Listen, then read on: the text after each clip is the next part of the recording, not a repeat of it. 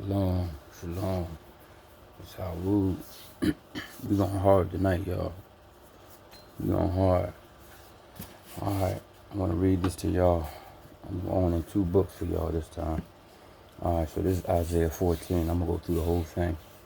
Alright, this is the king of Babylon. When the Most High has pity on Jacob and again chooses Israel and settles them in their own land, own soil, the aliens will join them and be counted with the house of Jacob. The house of Israel will take them and bring them along to its place and possess them as male and female slaves on the Most High soil, making captives of its captors and ruling over its oppressors. On the day the Lord relieves you of sorrow and unrest and the hard service in which you have been enslaved, you will take up this taunt song against the king of Babylon. How the oppressor has reached his end, how the turmoil is stilled. The Most High has broken the rod of the wicked, the staff of the tyrants that stuck the peoples in wrath, relentless blows that beat down the nations in anger, with oppression unchecked. The whole earth rests peacefully, songs break forth. The very cypresses rejoice over you, and the cedars of Lebanon. Now that you are laid to rest, there will be none to cut us down. The netherworld below is astir, preparing for your coming. It awakens the shades to greet you. You all the leaders of the earth. It has the kings of all the nations rise from their thrones. All of them speak out and say to you, you too have become weak like us. You are the same as we. Down to the netherworld, your pomp has brought the music of your harps. The couch beneath you is the maggot. You're covering the worm. I know I read it before, but I gotta make a point like I always do. Bring this a little closer. And that was a pen, not a cigarette, a pen. See, pen. Just some people. How are you fallen from heaven, from the heavens, O morning star, son of the dawn? How are you cut down to the ground, you who mowed down the nations? You said in your heart, I will scale the heavens above the stars of the Most High. I will set up my throne. I will take my seat on the mount of the assembly in the recesses of the north. That's why he said that sound of an army coming from the north. That's talking about us. I will ascend above the tops of the clouds. I will be like the Most High. Yet down to the netherworld you go, to the recesses of the pit. When they see you, they will stare, pondering over you. Is this the man? Let me say that again. Is this the man? So everybody that's saying Lucifer is a spirit, stop it. Is this the man who made the earth tremble and kingdoms quake, who made the world a desert, raised its cities, and gave his captives no release? All the kings of the nations lie in glory, each in his own tomb. But you are cast forth without burial, loathsome and corrupt, clothed as though slain at sword point, and a trampled corpse, going down to the pavement of the pit. You will never be one of them in the grave, for you have ruined your land. You have slain your people.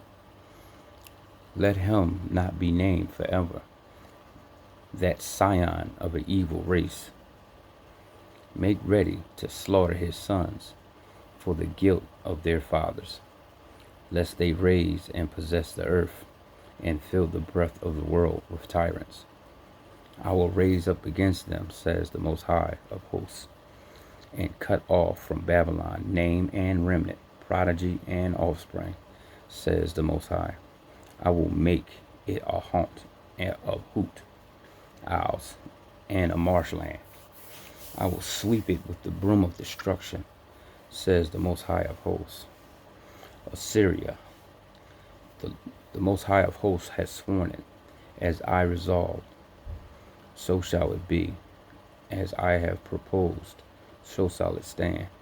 I will break the Assyrian in my land, and trample him on my mountains.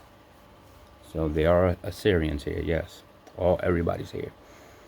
He shall pass through its hard pressed and hungry, and in his hunger he shall become enraged, and curse his king and his gods. He shall look upward, but there shall be strict darkness without any dawn. He shall gaze at the earth, and there shall be distress and darkness, with the light blacked out by its clouds. All right. Well, I'll finish it up. Then his yoke shall be removed from them, and his burden from their shoulder. This is the plan proposed for the whole earth, and this the hand outstretched over all nations. The Most High of Hosts has planned. Who can thwart him? His hand is stretched out. Who can turn it back? All right, let me go to my other book. Right. So this is the Book of Gleanings from the Colburn Bible. This is chapter 1, Maya and Lila. This was formerly called the Book of Conception and said to be the first book of the Bronze Book. It concerns man's conception of the true God in olden days during the struggle back towards the light.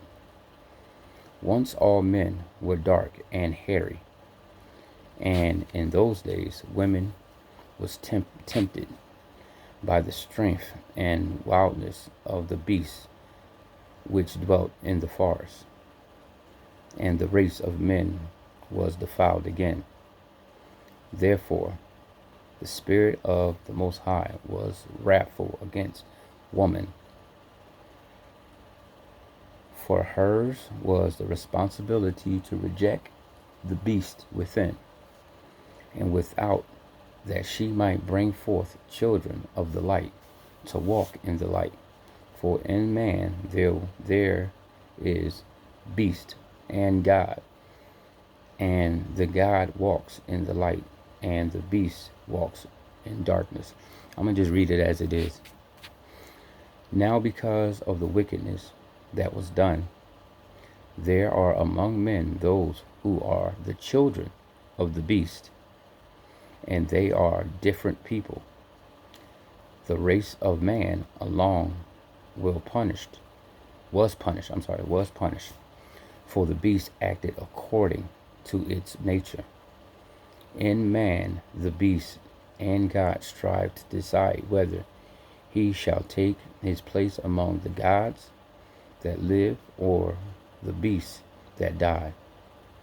And woman, in her weakness, betrayed him to the beast.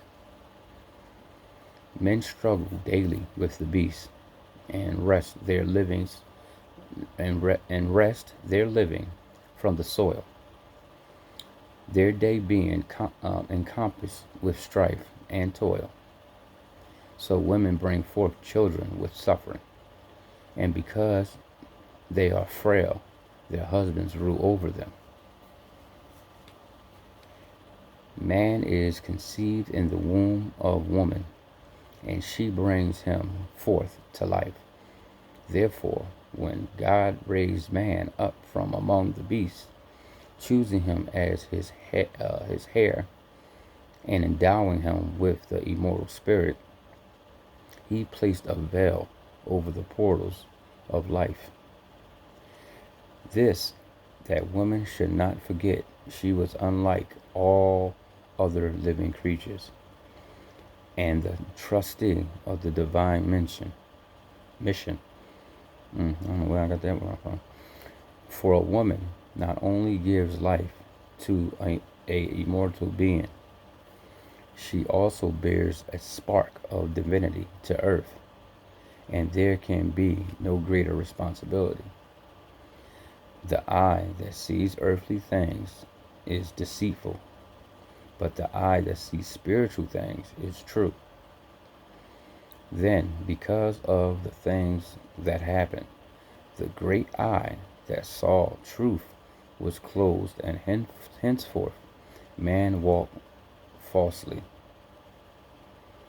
Unable to perceive truth, he saw only that which deceived him, and so it shall be until his awakening. Hello. Not knowing God, man worshipped earth, who mothered him and supplied his needs. God was not displeased, for such is the nature of children. But when no longer children, they must be aside childish things, nor having blinded them, was he wrathful, that they could not see. For God is above all else understanding. The face of a good father is stern, and his ways are hard. For fatherly duty is no light burden, but his heart is ruled by compassion. His children walk in truth and uprightness. Their feet do not wander, nor are they willfully wayward. Here, and see, everybody telling me I'm a mean dad. Huh. Obviously, I'm not. I don't play with my kids. Sorry. Man is born of mud, sun, and spirit. In the days of conception, the Spirit of God impregnated the receptive earth, and she brought forth her children. Then came man, who walked like a little child, but God took him in hand and taught him to walk in uprightness of God. A race of men came out of the cold northlands. They were under a wise father, and above them was the grand company which later withdrew in disgust. This race was the children of God. They knew truth and lived in the midst of peace and plenty. The children of men about them were wild and savage, clothed in the skins of beasts. They lived like beasts. Even more wild were the men of Zumat, who lived beyond them. Among the children of God, women had equality with man, for her counsels were known to be wise. She heard with understanding, and her speech was considered. In those days, her words were weighed, for then her tongue did not rattle, and her head like seed in a dried pod. So, if my sister is listening, the Most High just answered your question. This is why every time a brother try to put a woman down and say that she need to be quiet and all this. Okay, let me explain something to y'all. If y'all read the scriptures like y'all say y'all do, I might not know this lady, the sister's name that did this back, during them days, but the I forgot who was going up against our people, but they was going to attack the city, and all the men, all of them, were in the corners, cowered like girls. And the priest said, if the Most High don't come and do pretty much save them within this amount of time, that they was going to give up the city. So this woman, which she was, her husband died, so she was bewidowed, and she was wearing her mourning stuff. She wore it past the morning time, but she went into the council of these priests. They didn't say anything. They didn't tell her, "Oh, get out! You can't do this." And she checked them. She put them in their place and told them, "Who are you to tell the Most High when He is to come and do something?" That's when you don't have no faith, pretty much. So She took it upon herself. She prayed, took it upon herself, put on, some nice clothes and stuff, made herself up, her and her maid, and she went to the general, and he got drunk. He thought she was drinking. She bewailed him. He thought he thought she was drinking with him. He got drunk. She chopped his head off, put his head, but she was going out to pray first. I'm sorry, let me get to that part. She went out to pray every day while she was in his presence. Every day. So it was like a habit. The guards would see her do it every day. So she got this man drunk that one night, almost near the time when she would go to pray. And he got drunk and she chopped his head off, put his head in the bag and went out to pray. The guards didn't pay it no mind because that's what she did every day. She took it back to the city, showed it to the men. All of a sudden, they got heart. She put the head on the gate. So when the army came up, our men came out to fight now because all of a sudden they got heart. And they was praising her. So then they came out to fight. So the other armies ran, to go get their leader. And they came up to battle. But when they went to find him, his head was cut off. So they thought it was something spiritual. So they were scared. So they ran. Then our men ran after them and, slaughtered them from one part of the land to another part of the land to another part of the land. They just chased them down. So how is it that brothers are saying women don't have no right to say nothing when we probably wouldn't even be here if it wasn't for this woman? So y'all, this is why I read this. I wanted to make a point that there's a wicked seed on the earth. That's why I tell you in Isaiah, what is it? I think it's 12. Yeah, Isaiah 12. It tells you that Lucifer is a race of people. So that's a race of people that are wicked, that are like beasts. And then I wanted to prove the point that women should be heard. How many times have your woman saved your behind when you was going to go outside and do something stupid and she had that feeling and stopped you? For the ones that listen to their wife or their mate. You see what I'm saying? So all you men that sit there and try to act like women don't have a place to speak, to say certain things, go be with the heathens in the other nations, because this is a you become one with your wife. So that means when you become one, that means she has a say so too. Your wife is not your slave or your woman. That's not what she was made for. It's called help me. That means she helps. That not your dog. And I hate when I hear that, man. Our brothers sit there and say that. That's what them heathens say. That's how they treat their women. That's why they used our women to go up against our men, because of what their men were doing. And you dummies sit there and take up right after them. That stuff make me sick, man. Like, if we gonna become a nation, man, y'all gotta get that mess out of your head. All this, she can't speak, I'm a man. You don't know everything. You don't know everything. There's plenty of stuff that I've seen plenty of women know way more than I did. You think I get mad? I'm a man, huh? You ain't no man, because you ain't man enough to sit there and say that you was wrong. You want to be a man? Man up and say you wrong. Man up and say she right. Do that. Dudes, get out here with that dumb stupidity, man. That stuff get on my nerves. It really do, man. It get on my nerves. You become one with your mate. So that means she is part of you and you a part of her. What part does it say that she ain't allowed to speak or something, or she got to be quiet? Man, shut up. Now, if she's speaking in righteousness, then she could talk.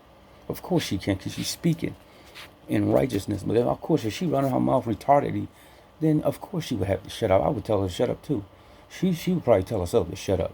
But if a woman is speaking wisdom, man, come on, man. Wisdom is feminine anyway. You ever notice that women mature before men? They actually become wiser before men. We get our wisdom later. We get out of our childish, stupid ways later. They come out of their stuff early. I mean, well, not now, but that's because the world is messed up. But when I was younger, all the females were more laid back than I was when I was younger. They were way laid back, and I was running around acting stupid, when I was younger. And then I didn't stop doing that until I hit like 16, 17. Girls was 11 years old, acting like grown women. Like just had that motherhood. So, I mean, listen, man. I'm telling you, you get on here with that dumb stuff, I'm gonna block you for real because you don't deserve to to be part of the fold with the Most High. If you look down on your woman like she's some type of animal, or she don't have the right to speak, then you don't need to be with us. You don't, man, because that's not what this is about. We all play a part. We all got a part to play. Everybody. Let me finish this up. I had to go there.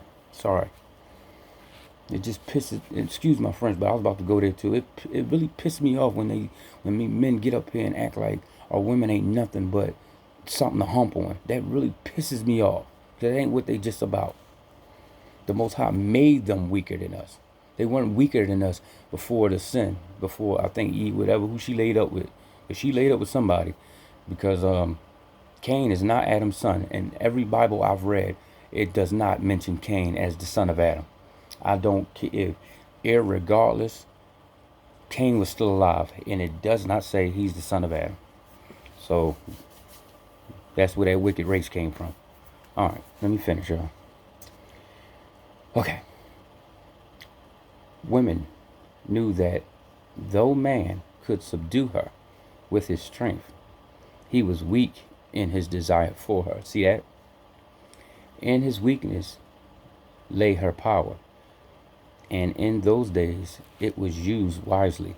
So how is a woman beneath you when she could subdue you with her looks and knew that she could? Come on, man. Y'all dudes better take that pride and throw it in the trash. Because y'all sound stupid. And for any woman that fall for that mess, the other women that got common sense, smack on her head. All right. It was the foundation of people. The race was good, but because of its goodness, it was disdained to be smitten. For only the good vessels is worthy of the fire. It is burnt, that its shape may be set, and its design endure. The path of peace is not the path of progress.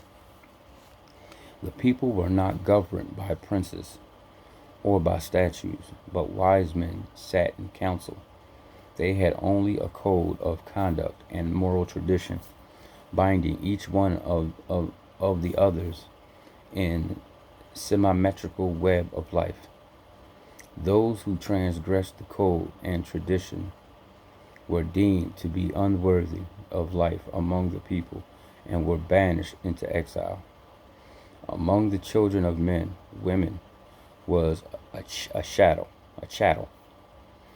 She was subject to man, an object for the satisfaction of his lust, just like I was saying, and the servant to supply his needs. See what I'm saying? This is telling you this is wicked. He subdued her and kept her in servitude. See what I'm saying? It's telling you, this is just telling you the wicked part. This is the wicked part right here. The people who were banished into exile. Among them, the men, among the children of men, women was chattel. See that? Chattel. So that's telling you right there that that's wicked. Kept her in servitude, for her betrayal of man was known even among them, and it was never forgotten, nor could it be forgiven. The children of God valued women. The children of God valued women highly and protected her from crudeness and cruelty that mess these dumb Negroes is doing now. And her standing was such that she was awarded only to the most worthy men. Exactly, a real man. They held her in respect, for to them she was the fountain of life within their race, the designer of its future. Yet even so, they had to restrict her, for she was inclined to be willful and unheeding of her responsibility. Irregardless, she's just as powerful as you are. Where would you be if she didn't have you? Think about that. That's how dumb y'all are. Dummies. The people flourished, and from generation to generation grew in stature and calmness. comeliness, sorry, y'all. They were the rising tide waters of mankind surging towards its destiny. The right of a man to mate was decided according to its standards of thought, his uprightness, the manner in which he upheld the code and tradition, and his dealings with the man and woman. The fittest man could choose a mate among all women, but lesser men could seek only among the less desirable according to the known standard. To some having only the outward appearance of men, no mate was given, while the noblest men could take additional ones from among the ranks of lesser women. Thus, the race ever tended to improve to accord with its design. So it's the one that's saying the appearance of man. So that's like a dummy, like a man. He looks like a man, but he don't have no knowledge. Yeah, I wouldn't want to, you know, extend nobody like that either, because that's what you got now. These dudes running around don't know how valuable a woman is because they dumb.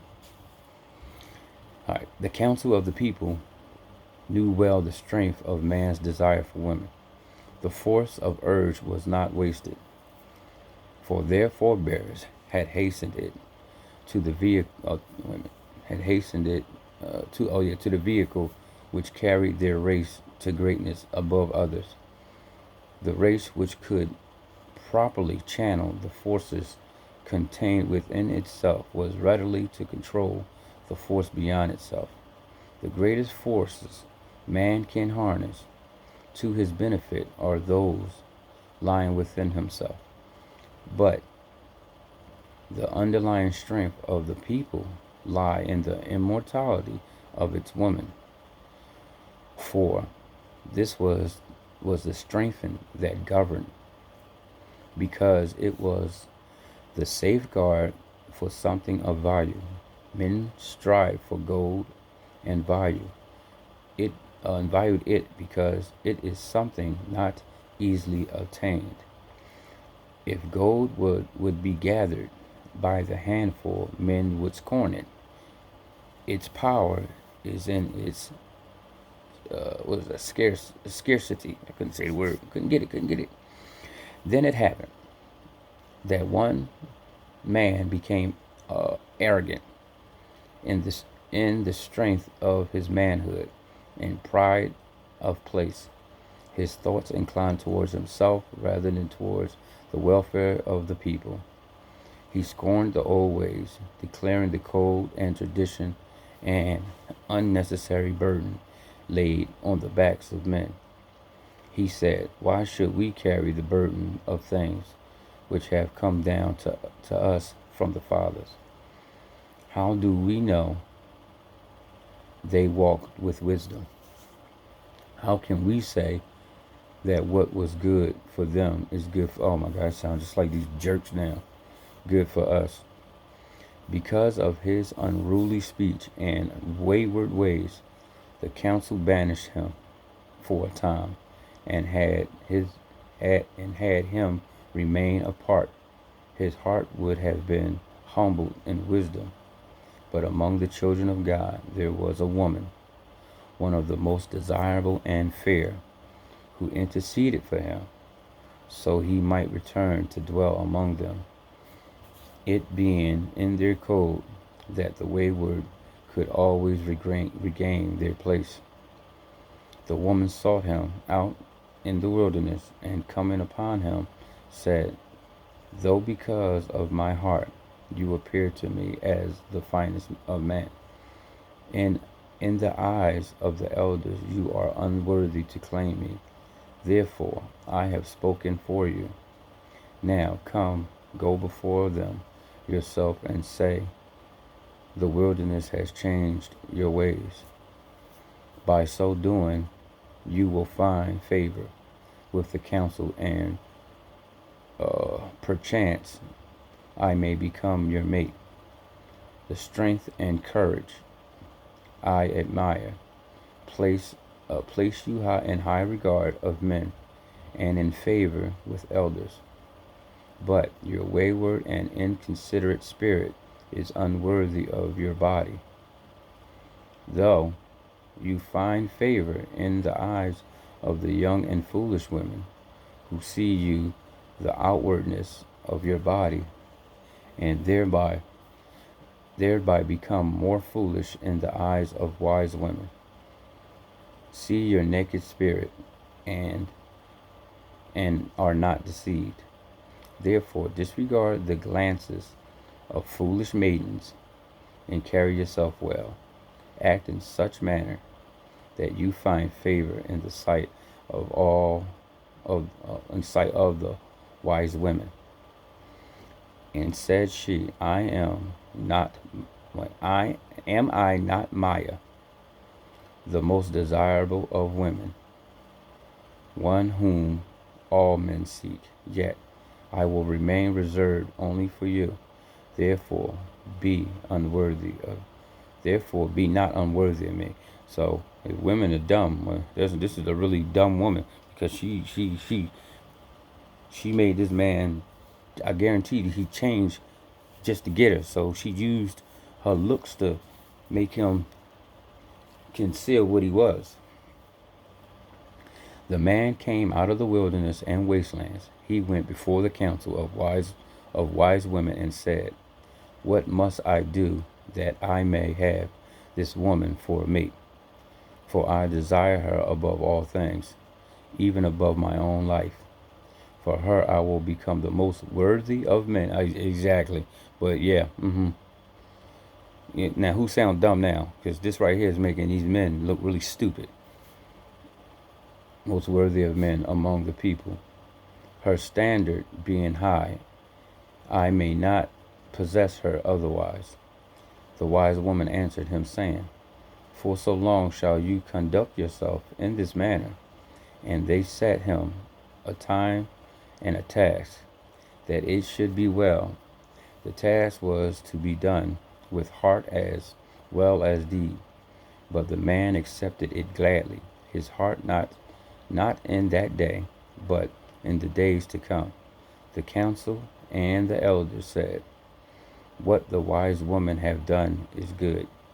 It will be well and to the people's benefit. Yeah, right. You see that? The man rose manfully to the task. The man rose manfully to the task and was magnificent in his manhood, his new ways gladdening the hearts of all the maidens, many of whom were disturbed by strange stirrings within their breasts. Oh, okay. Among these were one less comely and desirable, whose heart burned hotly for him, her thoughts resting upon him continually. But she knew that in his sights she was of little account. Her name was Lillah. It happened that, arising early one day, she saw the man depart into the forest by the swampland, going about his task. And she took counsel with herself and followed him. She came upon the man while he rested in a place of solitude, and approaching spoke softly, saying, It is your servant Lillah. O my Lord, are you not weary with the task, burdening your days? Also, that you lack companionable gladness to lighten it? Where is she who set the load upon your strong back? Where is my kinswoman, who without doubt is more comely and very much more desirable than I, and therefore a very fitting reward for your heavy labors? Does she rest in the shade, or is she gathering fruit back at the gardens? Without doubt, her thoughts are with you. But is she not unduly hard-hearted, in that she fails to comfort you? For is it not in the nature of woman to come to man and lighten his burden with her softness? Is it not in the nature of woman to be yielding and submissive, that man may rejoice in his strength? Is it perhaps that despite her loveliness, the heart of this woman of your desire is not the heart of a woman? It is like the mock orange, sweet to look at, but bitter to bite. Yeah, got some words, don't you? Or is she, or is her heart in the keeping of elders, that she prefers the ways of the old to the ways of the young? What has she done to you? Has she not humiliated your manliness by harnessing it like an ox to the customs of the people? Can it be right that the decrees of old men long dead should come between living men and women?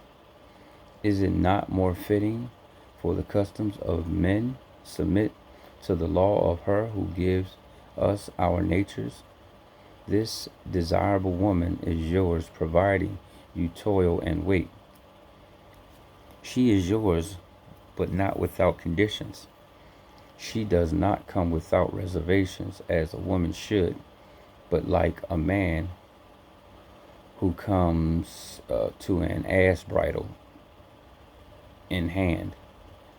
Alas, that I lack the loveliness which places the yoke upon you, but beneath I lack nothing, and am as much a woman as any. My heart burns for you with flame that comes nigh to consume in my body. Take me, accept my humble offering. I give all freely. I will be yours without any conditions. O my Lord, which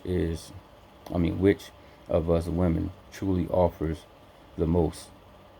She who concedes nothing, or I who will even be accursed by God and men for your sake? I who am nothing in your sight require no sacrifice from you on my behalf. I ask nothing, and I offer all a woman can. Then Lila knelt at the feet of the man and placed her head on his knees. Dad, yo, I gotta stop because my phone about to die.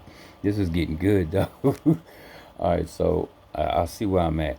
All right, so I'm gonna finish it up tomorrow. All right. I hope y'all enjoyed that one because that was good, wasn't it? All right, y'all. Shalom.